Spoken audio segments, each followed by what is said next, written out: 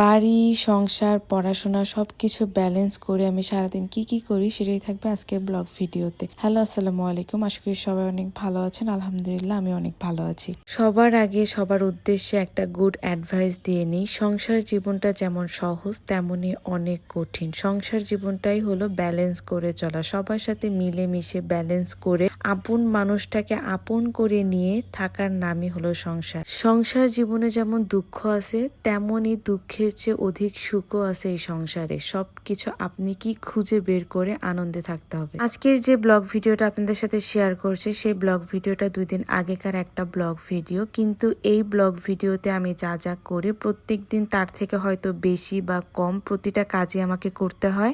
Exam হলো 2 শিফটে, সকাল 10টায় আর 2টায়। যেদিন 2টায় থাকে সেদিনও সেম কাজগুলো করা হয়, যেদিন 10টায় থাকে সেদিনও সেম কাজগুলোই আমাকে করতে হয়। দেন 6:30টার দিকে ঘুম থেকে উঠে হাজবেন্ডের লাঞ্চ বক্স রেডি করছিলাম। সে যেহেতু এখন বাসায় আসে না, দেন তার জন্য রান্না বাড়া করে তাকে রেডি করে দিয়ে আমি তারপর স্কুলে বা কলেজে যাই। দেন তাকে আমি বলছিলাম তুমি আমাকে একটু নামিয়ে দিয়ে আসো, আমার লেট হয়ে গেছে। তারপর সে ঘুম থেকে উঠে রেডি হয়ে আমাকে নামিয়ে দিতে যাচ্ছিল। এই যে মানুষটার কাঁধে হাত রেখেছি না, এই মানুষটাই আমার মানসিক শান্তি, এই মানুষটাই আমার মানসিক সুখ। সব কাজ আমি অনেক শান্তিভাবে করতে পারি যদি এই মানুষটা আমার পাশে থাকে। এই মানুষটা আমার জীবনের শক্তি। সে আমাকে প্রতিটা কাজে প্রতিটা স্টেপে সে আমাকে এতটা বেশি সাপোর্ট করে যে আল্লাহর কাছে আমি হাজার হাজার বেশি শুকরিয়া। এই মানুষটা যদি আমাকে এতটা সাপোর্ট না করতো তাহলে আমি কোনো কিছুই করতে পারতাম না। একটা হাজবেন্ডের সাপোর্ট একটা ওয়াইফের জন্য যে কত বেশি ইম্পর্টেন্ট, যার হাজবেন্ডরা সাপোর্টিভ বা সাপোর্টিভ না তারাই একমাত্র বুঝবে। সে আমাকে কোনো কাজে কোনো দিন আমার ইচ্ছার বাহিরে যে কোনো কাজ করতে পারে নাই। তার একটাই কথা, তোমার যদি ভালো লাগে, তুমি যদি করতে পারো তুমি করো। প্রতিটা কাজেই কষ্ট থাকবে, কষ্ট ছাড়া কোনো কাজেই সাফল্য অর্জন করা কোনোভাবেই সম্ভব না। দেন সবকিছু ভেবেই আমি প্রতিটা কাজ করি এবং সে আমাকে সাপোর্ট করে। দেন এক্সাম শেষ করে বাহিরে বের হয়ে দেখি যে মারামারি লাগছে।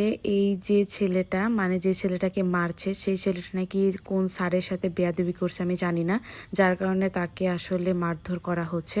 বাট এখানে আমি ভিডিও করছিলাম, যেহেতু একটা পাবলিক প্লেসে এখানে ঝগড়া হচ্ছে, ভিডিও আমি করতেই পারি, প্রতিটা মানুষেরই ভিডিও করার রাইট আছে। যে ছেলেটা মারছিল সেই ছেলেটা বিশাল পার্ট নিচ্ছিল আমার সামনে এসে যে আমি ভিডিও করছি, আরো বেশি করে ভিডিও করার, মানে তার সাথে আমার 2 কথা হয়। তারপর কথা না বাড়িয়ে আমি চলে যাচ্ছিলাম। বর্তমান দেশের যে পরিস্থিতি, এখানে ন্যায় অন্যায়ের কোনো সঠিক বিচার এখন আর হয় না। আমাদের স্বাধীন বাংলাদেশের যে একটা অবস্থা, যেটার কথা আর নাই বলি। আর এক্সাম শেষ করে এই মামা ঝালমুড়ি না খেলে তো আমার শান্তি লাগে না। আর এই মামাটা সবসময় এই ফুড ওভারের পাশেই বসে, আর ঝালমুড়িটাও অনেক মজা করে বানায়, আর বেশি করে লেবু দিয়ে এই ঝালমুড়িটা খেতে অনেক বেশি মজা লাগে।